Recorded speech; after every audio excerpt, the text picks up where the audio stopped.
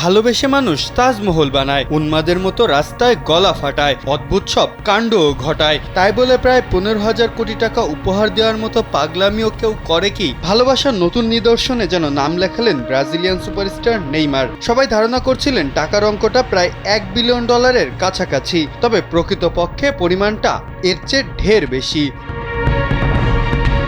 টাকার ঝনঝনানির সাথে নেইমার নামটা খুব অপরিচিত নয়। 2017 সালে রেকর্ড ট্রান্সফার 222 মিলিয়নে পিএসজিতে যুক্ত হয়েই হইচই ফেলে দিয়েছিলেন পুরো বিশ্বে। এরপরে আবারও কারি টাকার প্রলোভনে গিয়েছিলেন সৌদি লিগে। তবে এবার যেন কিছু না করেই নেহাতি ভাগ্যর জোরে বাদশাহী ধনকুবের বনে গেলেন তিনি। ওয়ালটন এখন দেশের সীমানা পেরিয়ে পৌঁছে গিয়েছে 50টিরও বেশি দেশে।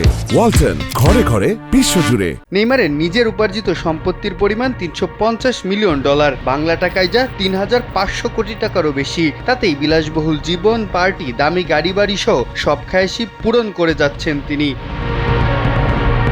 তবে এবার তার অ্যাকাউন্টে যুক্ত হতে যাচ্ছে তার সারা জীবনে উপার্জিত অর্থের থেকেও প্রায় 4 গুণ বেশি টাকা। তাও আবার তার এমন এক ভক্ত থেকে যে কখনো তাকে দেখেননি। তিনি তার জন্য রেখে গেছেন 8,447 মিলিয়ন পাউন্ড, বাংলা টাকায় যা প্রায় 14,000 কোটি টাকা। সম্প্রতি পরলোকগমনকারী এই অজ্ঞাত ব্যবসায়ী নেইমারকে কখনো দেখেননি, কোনো সম্পর্কও নেই তাদের মাঝে। শুধুমাত্র নেইমারের স্বার্থপরহীনতা ও বাবার প্রতি ভালোবাসাই তাকে এই বিপুল পরিমাণ অর্থের মালিক বানিয়ে দিল।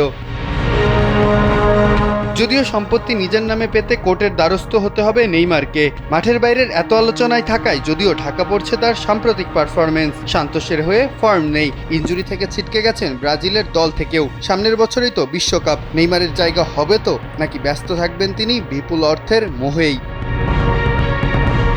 মাহফুজ আহমেদ, কালবেলা।